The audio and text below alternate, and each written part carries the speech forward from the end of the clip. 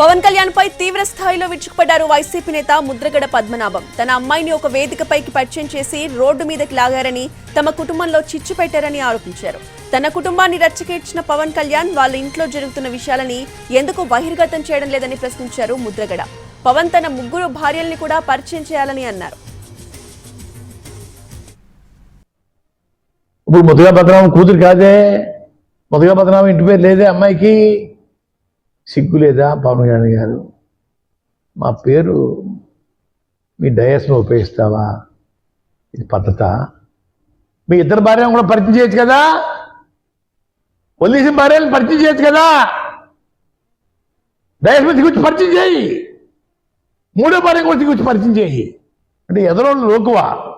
నీ 3 భార్యలు గురించి డయాస్ పరిచయం చేయి. మా కుటుంబం దొరికిందా మీకు?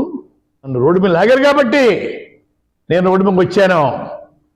మీ అన్నయ్య గారు కానీ మిమ్మల్ని కానీ ఎప్పుడు నేను ఉచ్చు నీచు లేవా?